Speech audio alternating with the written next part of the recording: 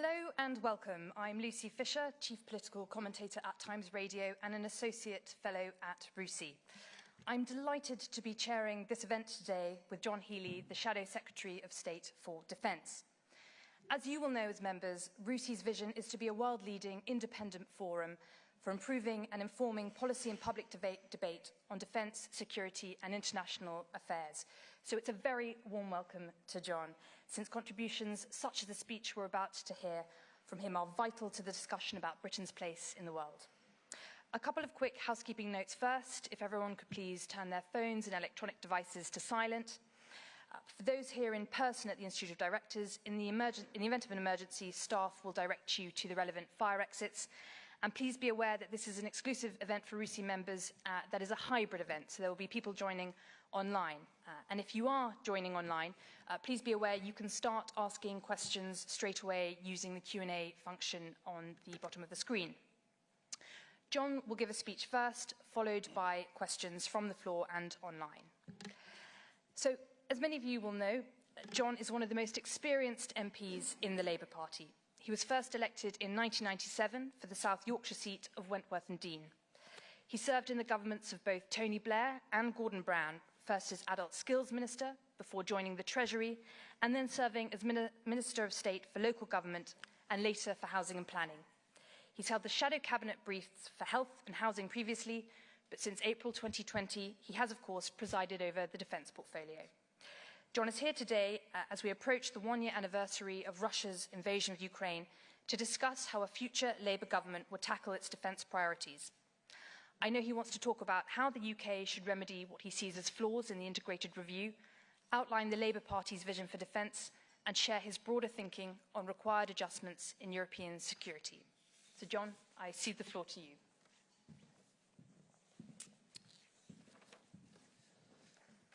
Lucy, thank you. Lovely introduction, but what she really means is when she says I'm one of the most experienced Labour politicians, she means I've been around a long time. But thank you for that introduction.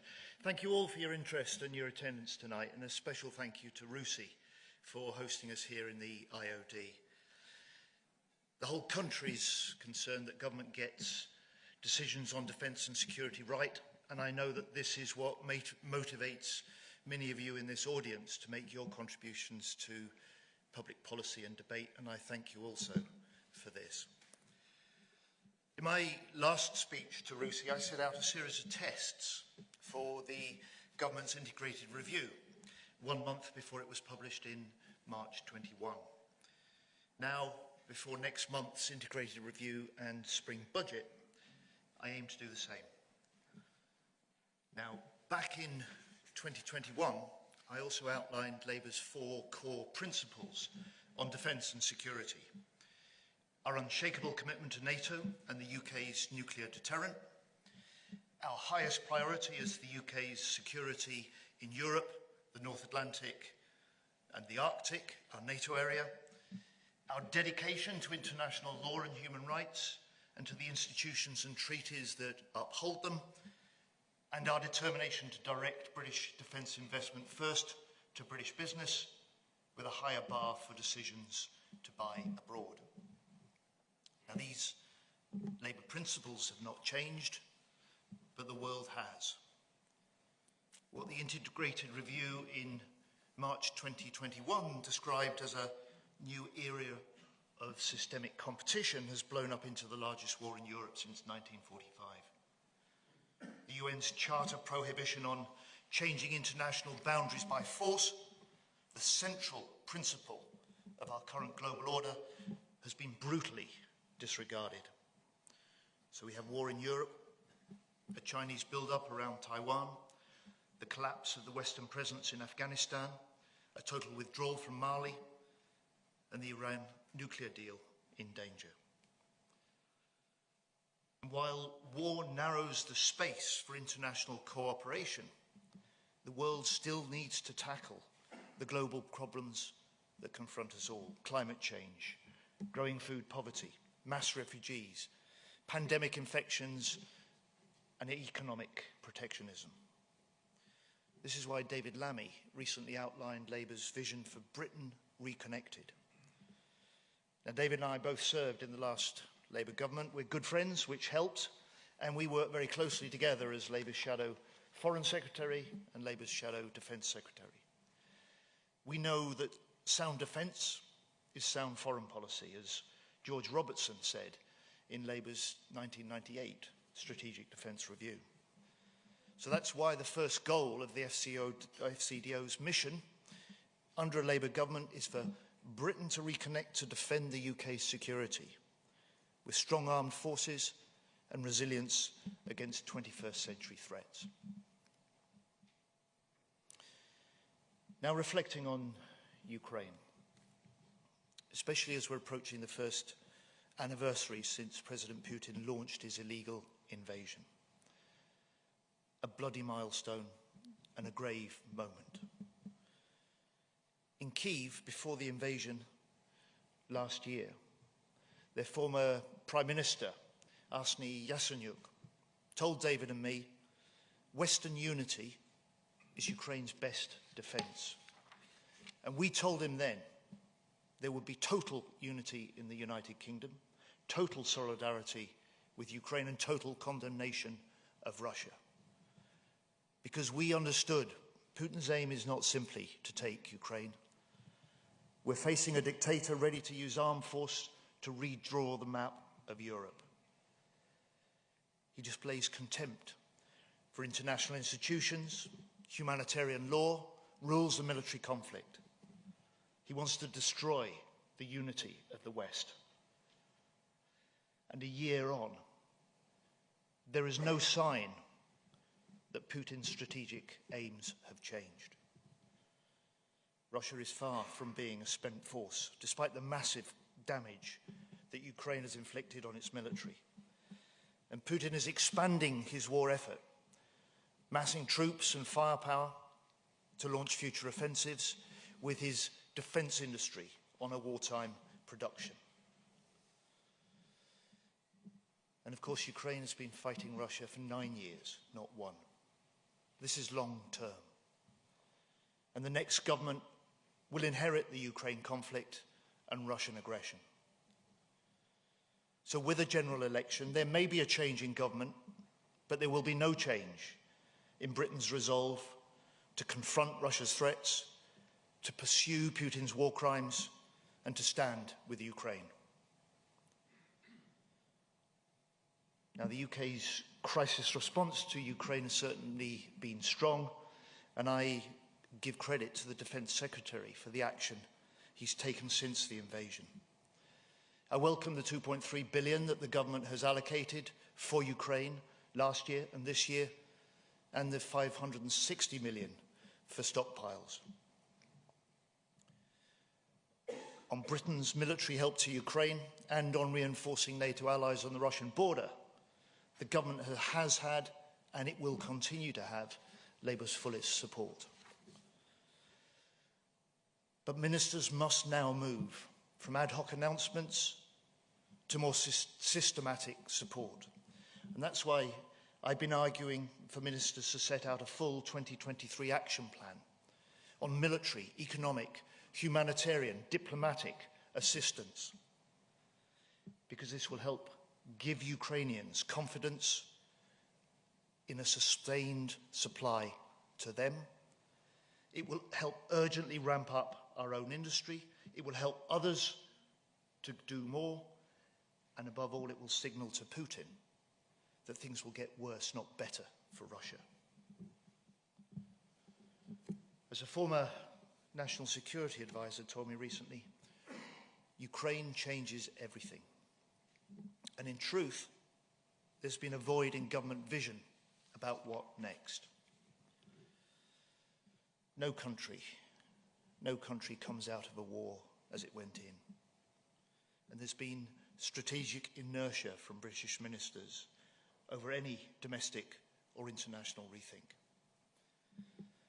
The central question is, can this government rise to respond to this challenge in next month's integrated review and spring budget?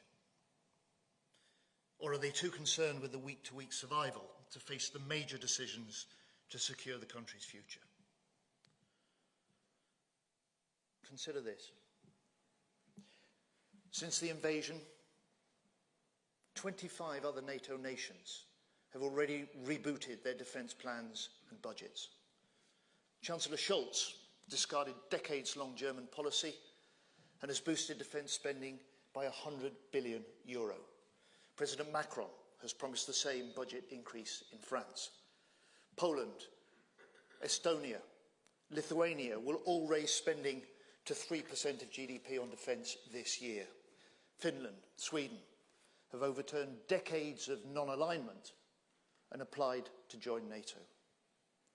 But a year on, where's Britain's reboot in defence planning or spending?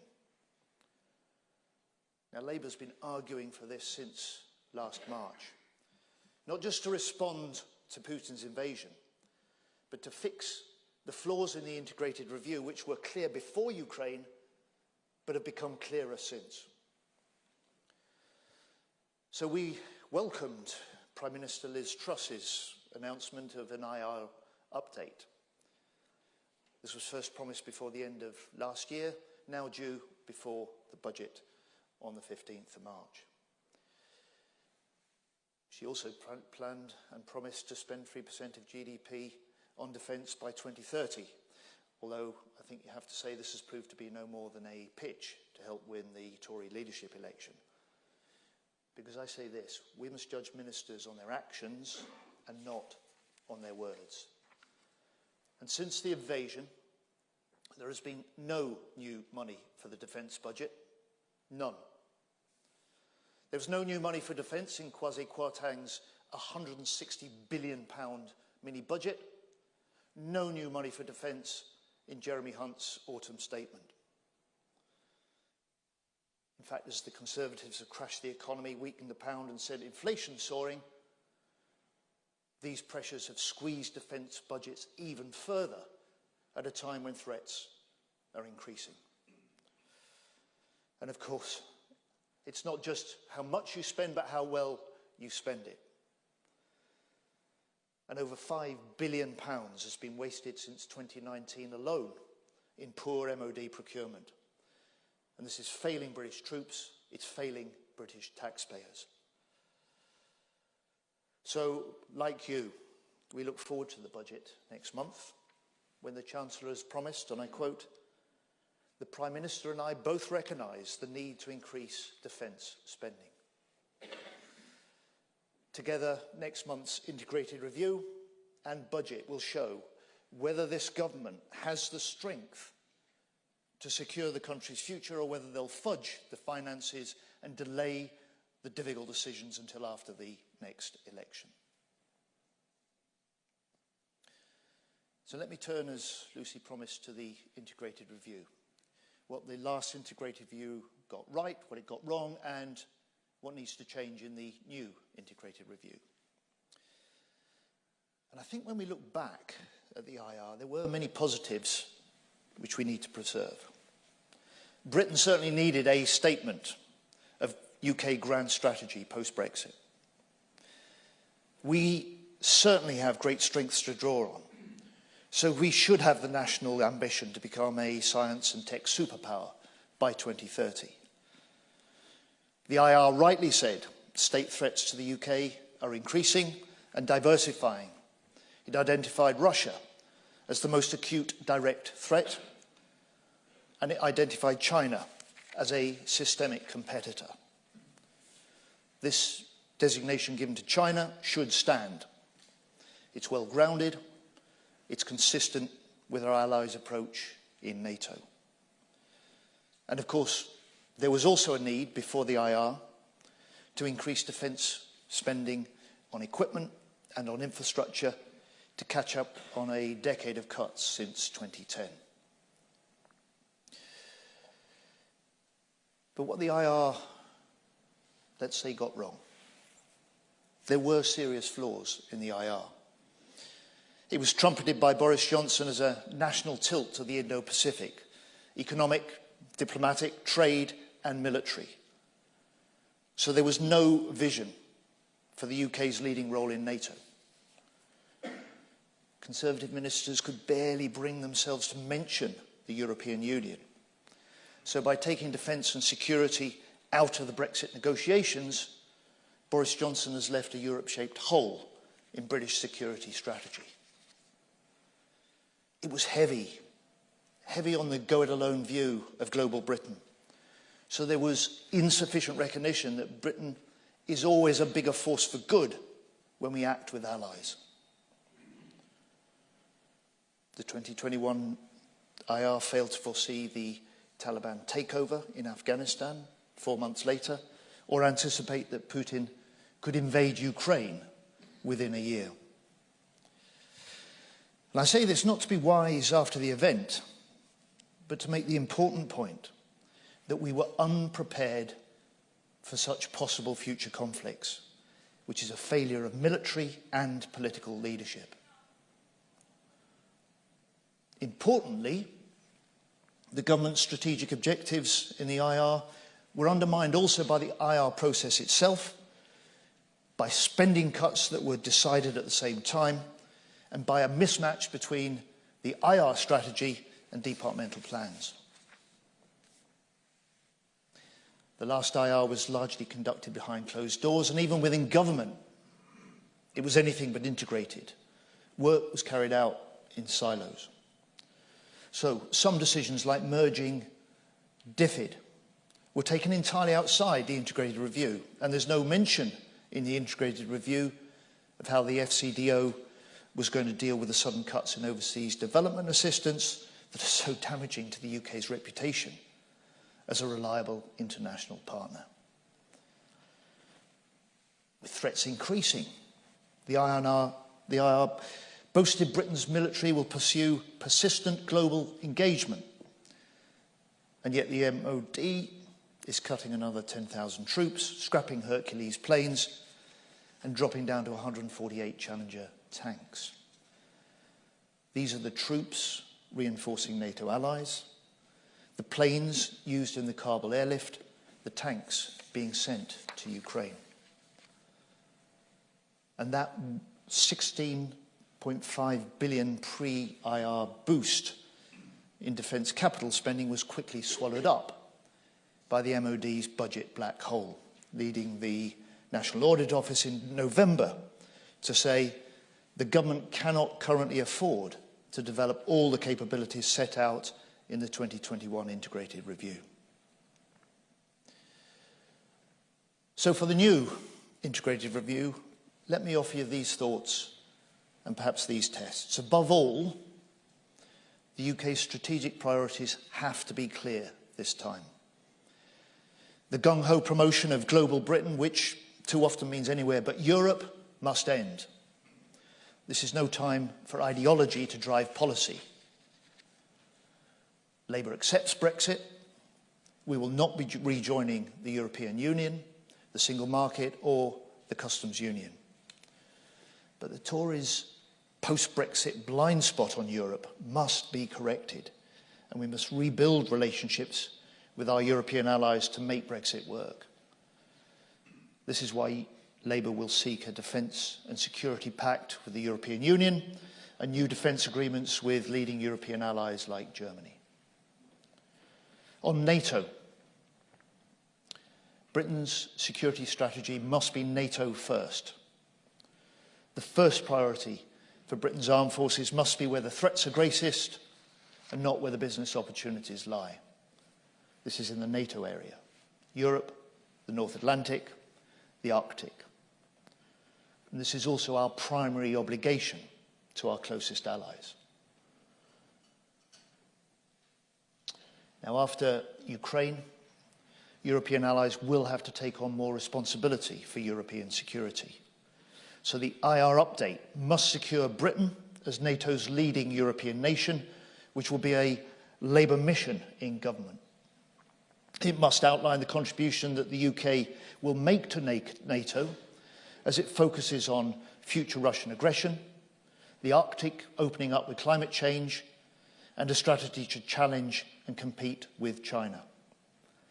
And it must ensure that our NATO obligations are fulfilled in full, answering the growing questions about critical capabilities that undermine the UK's commitment to the alliance. The size of the British Army, problems with Ajax, delays to Wedgetails, doubts about fielding a warfighting division. And on the Indo-Pacific, I think the broad Western coalition imposing sanctions on Russia has shown that some of our strongest, some of our most reliable allies are in the Asia-Pacific. We share their concerns about China's growing military power and assertiveness. We should support them in full with UK technology, capability, diplomacy, and of course, with close defence cooperation like on AUKUS and the Tempest Future Fighter programme. However, our Indo-Pacific military commitments need realism. British armed forces are ill-served by leaders pretending we can do everything everywhere, especially as over the last 13 years, UK full-time forces have been cut by over 45,000. 1 in 5 of our surface Navy ships have been scrapped, and more than 200 RAF planes have been taken out of service. And just as we would not expect Japan or Australia to deploy much of their military to Europe, nor does it make sense, especially at this moment, for UK forces to devote an increasing share of their scarce resources to the Indo-Pacific. And I just make this point. Responding to the challenges of China goes beyond what we do in the Indo-Pacific. Security is not regional, but global.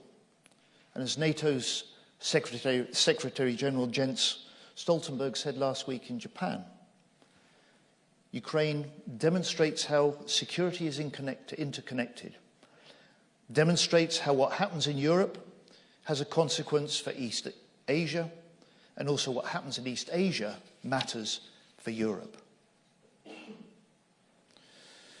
Finally, turning to the state of our armed forces. It was the Defence Secretary himself conceded to me in the Commons last week that over the last 13 years, he said, we have hollowed out and underfunded our forces. This is an astonishingly frank admission of failure. Time and again, visible capabilities, especially large, expensive platforms, which would only come into service in the long term, were given priority over effective capabilities needed for military use here and now. Time and again, a modernised warfighting division has been promised, but always a decade away. Today, the biggest risk facing the UK military is that large parts of it are underprepared for conventional conflict in Europe, lacking spare parts, ammunition, skilled personnel. Now, of course, NATO is rightly doing what it can to avoid escalation into direct conflict with Russia, but deterring such escalation means that we have to be prepared for it. So like 2021, alongside the integrated review, we should have a new defence command paper. And this must make clear how we meet NATO's demand for greater force commitments, and it should halt further cuts to the British Army. There is also a need, an immediate need, for a stockpile strategy to sustain support for Ukraine and to rearm Britain. Quite simply, Ukraine is depleting our military stockpiles, and the government is acting too slowly to replace them. Take the NLAW anti-tank missiles, so vital to Ukraine in turning back the Russian invasion. It was 287 days after the invasion before the MOD got its act together to sign a new contract for new NLAWs. And the first newly made UK NLAWs are not due until 2024. So we need to shift parts of the defence industry and our MOD procurement onto an urgent operational requirement, onto an urgent operational footing, both to support Ukraine in the long term and to rebuild UK stocks for any future conflict. These concerns will be the basis for Labour's own strategic defence and security review within the first year of government. But let me end where I started. The war in Ukraine is raging now. Global threats and challenges are increasing now. And Britain needs a national strategy which is relentlessly pragmatic and patriotic in promoting the security and prosperity of our people. That's why we want the government to get this new integrated review right. And if it does, then Labour will be the first to support it. Thank you.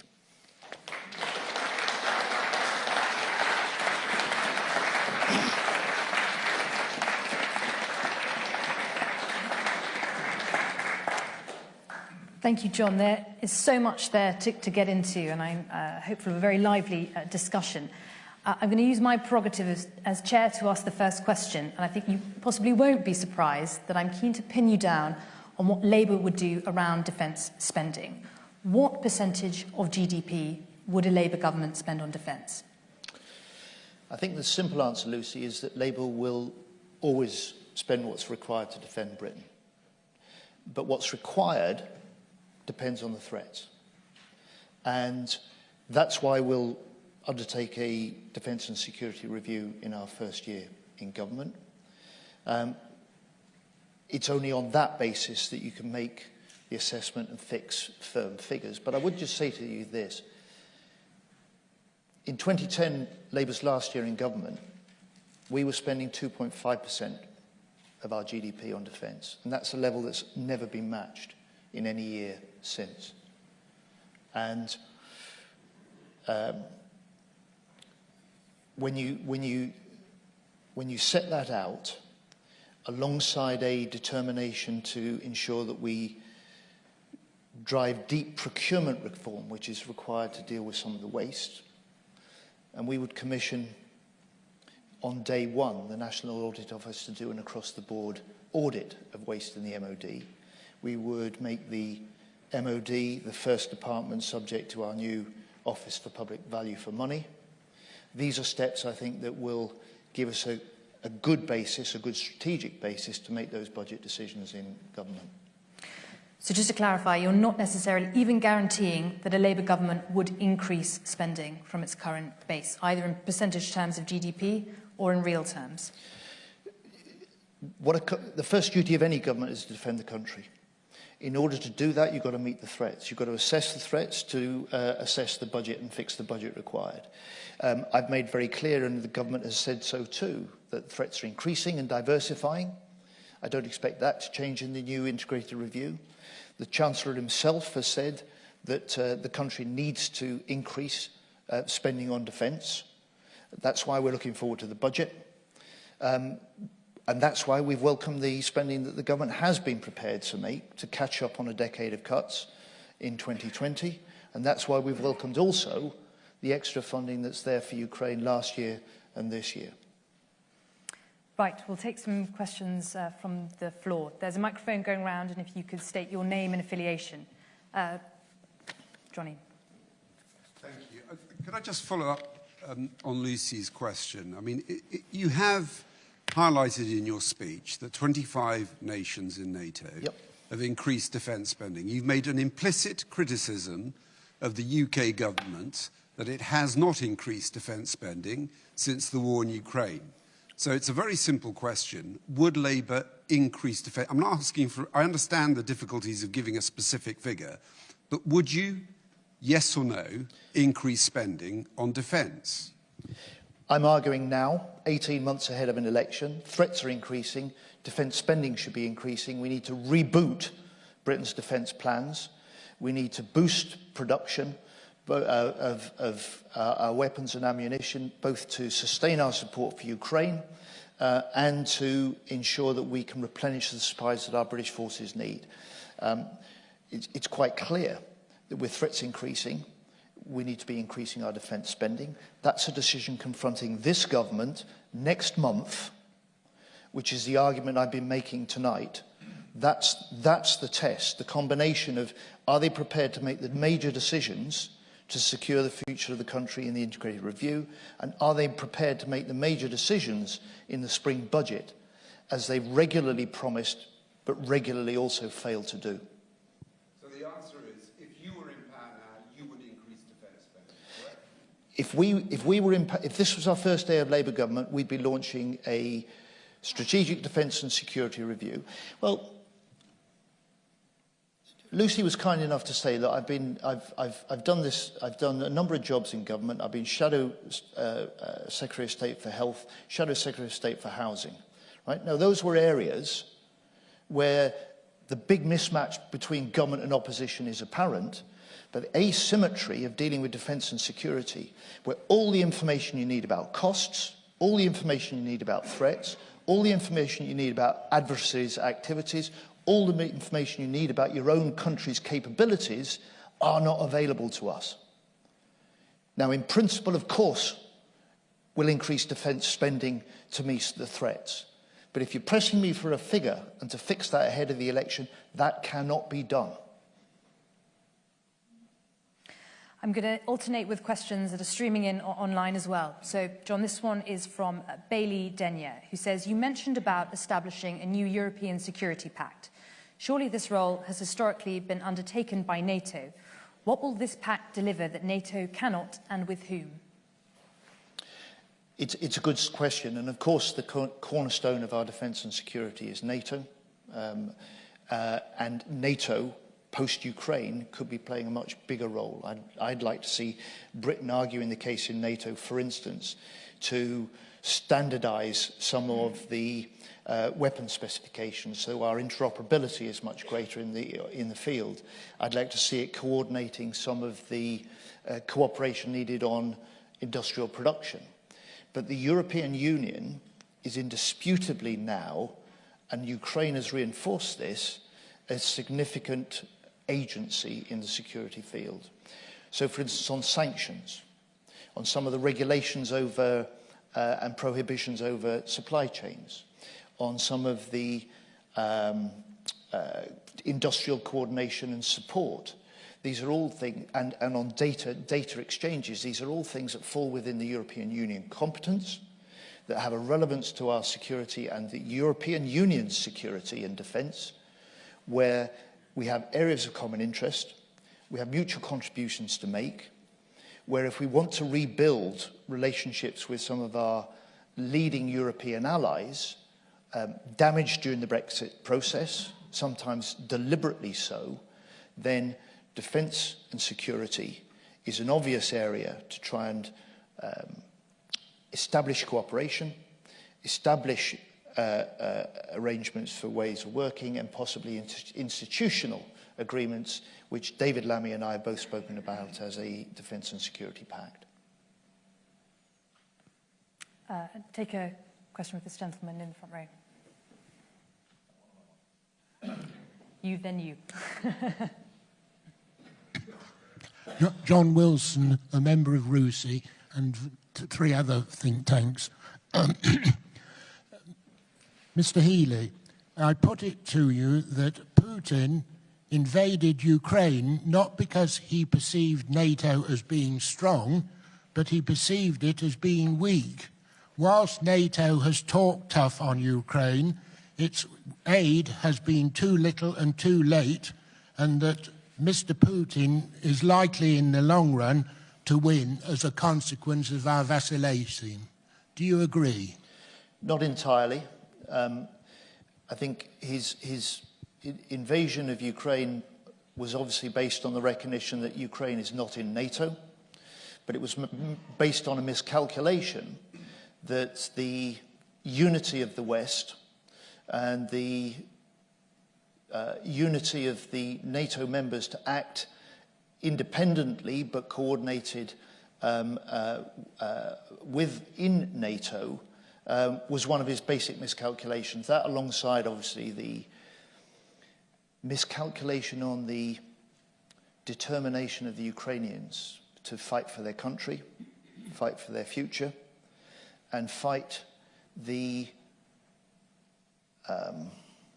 latter-day colonial ambitions that Putin had to destroy Ukraine as a country, eradicate its identity, and of course to seize some of its vital industries. So it's the unity of the West that has in part stood so strongly with Ukraine, and it's in part the bravery and determination of the Ukrainians that has meant we are approaching the first year anniversary since this invasion, with Ukraine having retaken a fifth of the territory that Putin seized after the 24th of February, a first-year anniversary that very few expected to see, and certainly Putin didn't expect to see because he believed it would be over in days or weeks. Hello, Dick Applegate. About 12 years in industry trying to be a little bit more agile, and before that 37 years in the military, very much with your last administration dealing with some interesting challenges. I'd welcome the fact that you're narrowing the focus, but I'd be grateful if you could clarify. You made no mention of potentially options in Africa, the Middle East, or perhaps also in the Indian subcontinent. And I ask that considering the nature of the demographic pressures, environmental issues, potential refugee movements that might occur, and therefore the need to deploy or at least reassure allies in those regions. And I ask that question because as a planner in the past, and I'm delighted to see emphasising NATO, but we could end up effectively with the equivalent of British Army of the Rhine, which is incapable of being deployed easily into those other theatres.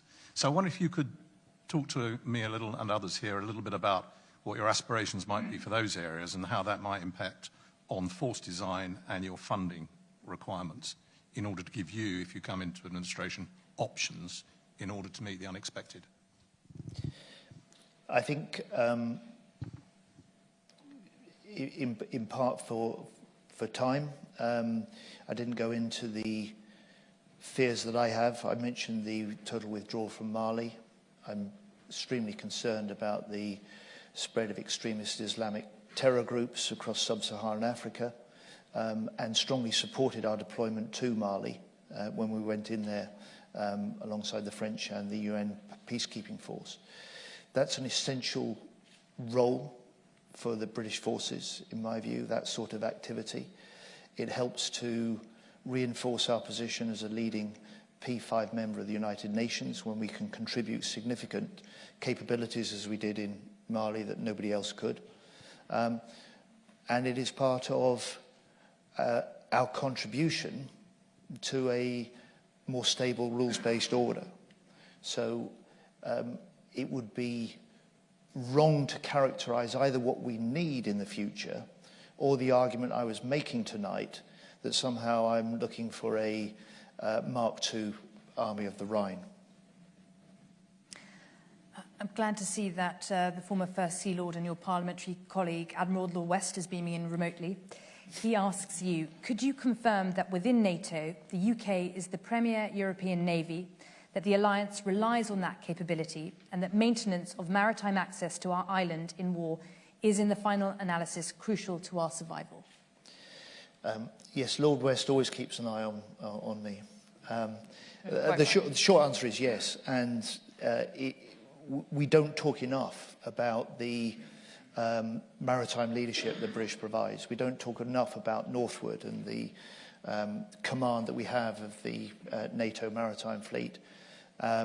So Lord West is right, and we are in the end an island nation. We have a pivotal location in the North Atlantic, and especially with the Arctic opening up. So our naval capabilities on the surface and below the surface are absolutely a critical part of our security for the future, but the capabilities that we need. This lady here. Thank you. Sian Greszczyk, BFBS Forces News. In terms of troop numbers, because of the threats that you've outlined there, would a Labour government cut, maintain or increase troop numbers?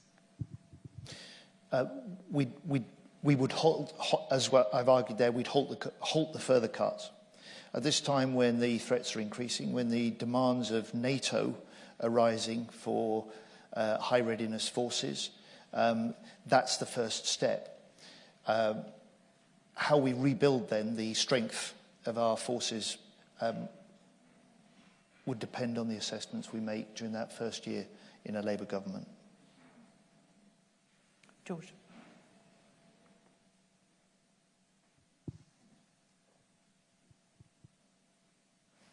Hi, George Grills, The Times. Troops received a significantly below inflation pay rise last year. Do you think soldiers are being paid fairly?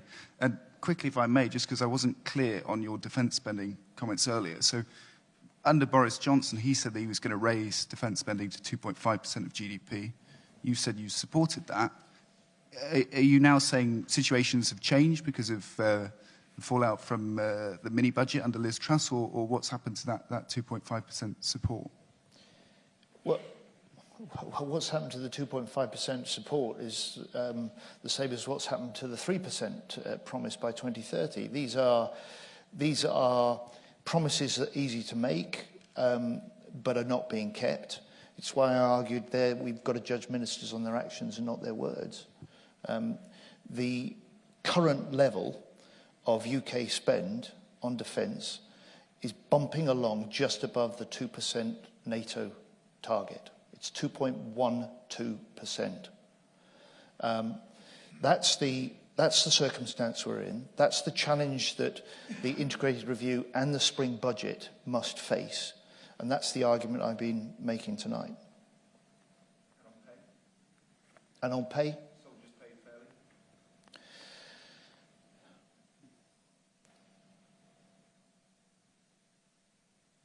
I'm not entirely satisfied with the pay review arrangements for our forces, to be honest. They're in a unique position. Not only do they have no option to take the sort of action that other sets of workers do, and I'm certainly not advocating for that, but they have no way of raising their concerns and voicing their priorities. So I feel that there's a twofold requirement for any new government. One, I think we've got to renew the contract the nation has with those who serve and their families. And for me, that means fixing some of the deep-seated problems in housing. It means recognising the particular pressures that families have, particularly when they've got kids and schools. But I think it also means finding a way of ensuring that the forces outside the chain of command, without penalty, are able to speak up.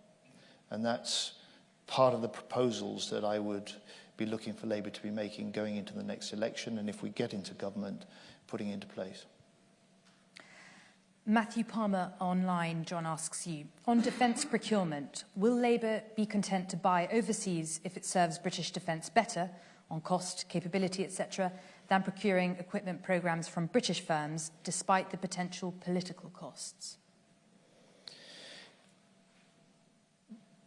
My first principle will be that I want to direct British taxpayers' money, British defence investment to our own businesses and our own jobs, not simply on a contract-by-contract basis, but on a proper strategic basis that looks not at just what we need to contract and procure now, but what we're going to need in 10 years' time.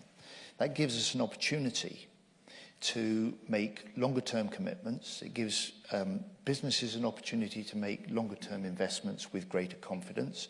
It allows us to look at some of the essential supply chains and industries which are required to support our defence industry. Clearly, alongside that, you've got big development and procurement, which may require international cooperation, which I welcome. And where there are obvious capabilities which are needed and clearly better than what we can do in Britain, then there could be a good case for buying abroad. But I think the government in recent years has sometimes sold the pass on making sure that we get a sufficient work share in Britain, that we get some of the skills that we need in Britain and the jobs and the economic benefit in Britain that could come from actually buying from overseas. So I think there's a much tougher job to be done by British ministers, and that's the sort of emphasis and direction I would lead. Liz. Hiya, you said that China's designation in the integrated review as a systemic competitor should stand. What do you say to those people that we need to get tougher with Beijing? If you're asking me whether I believe Britain should be designating China as a threat, which is an argument we hear in the House of Commons, particularly from the right of the Conservative Party, I think that's a mistake. I think the designation that the integrated review had with China as a systemic competitor, with all the complications and difficulties that presents, is soundly based. I don't want us stepping outside the approach of allies through NATO, and I think that's where Britain needs to be concentrating our effort in developing the sort of long-term strategic response we require from China. The gentleman here.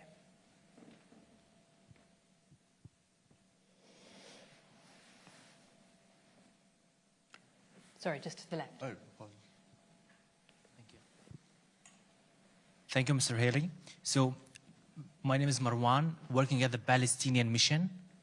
As we approach the 75 years anniversary of the Israeli occupation of Palestine, the day of displacing more than 700,000 Palestinians, Nakba, and in the light of the new Israeli far-right government and its response and the escalation that's happening in the Palestinian territories, and almost like 35 people have been killed since the beginning of just like that 2023 year. What is the Labour's defence policy regarding the Palestinian situation in the light of also the historic responsibility of the UK? Thank you. I think we're all viewing the escalation of tension and conflict in Israel and the Palestinian Authority with great concern, but with great respect. I think the solutions lie in diplomacy and not with the British military. The lady in the second row here.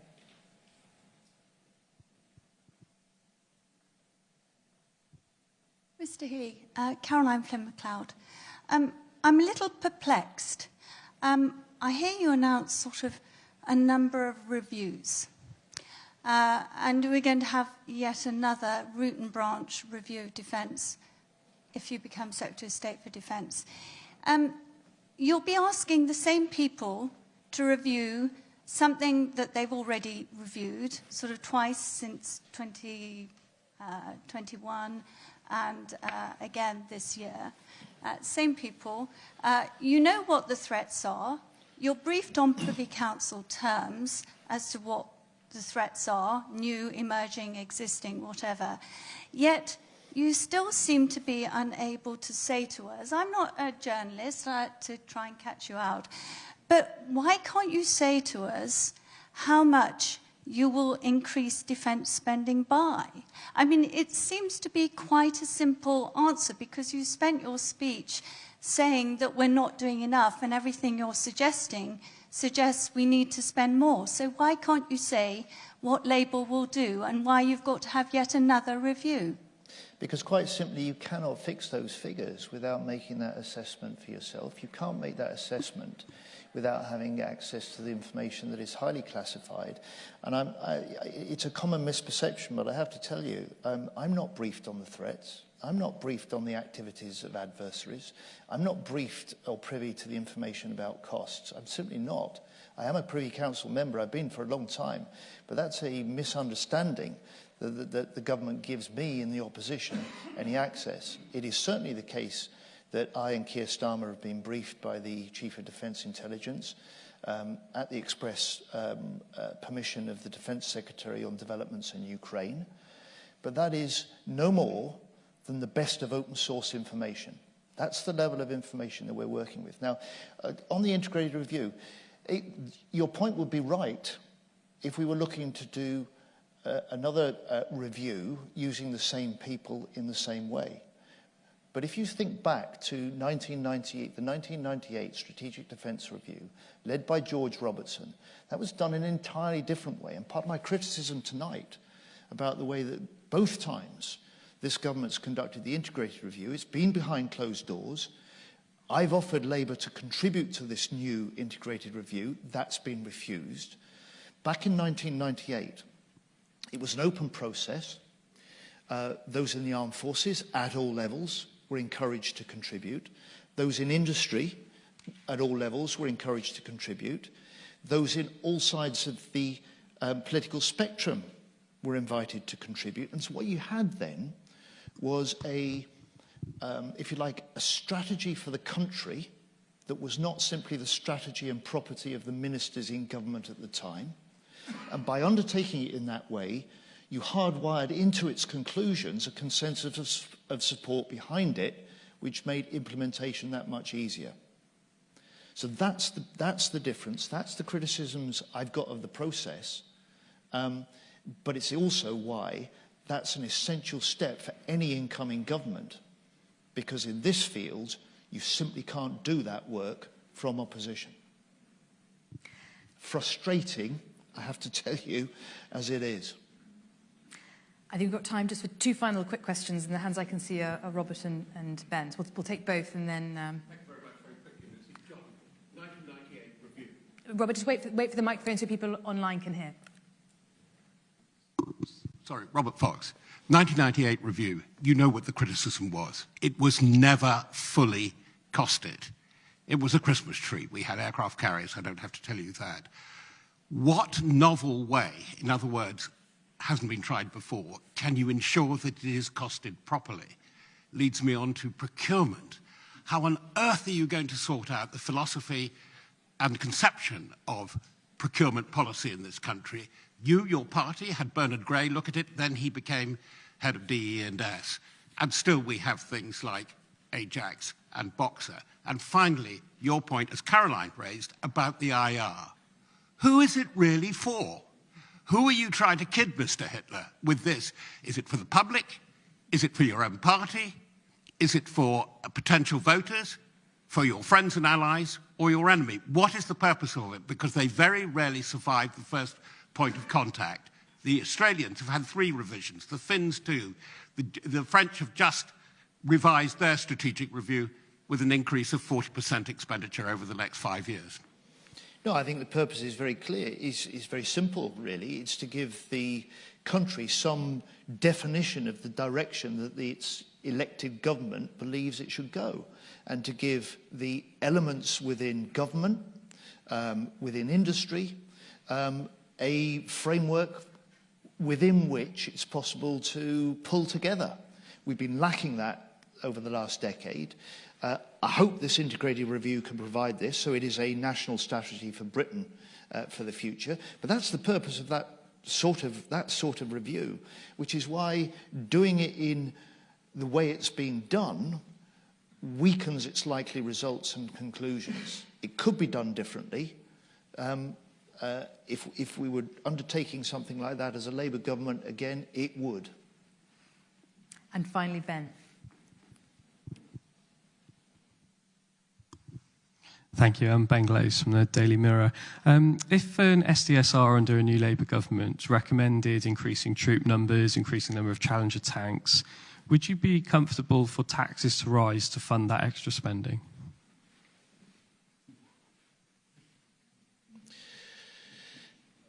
Ben, to be fair to me, I think that's a question with so many what-ifs that I'm actually not going to answer that. Because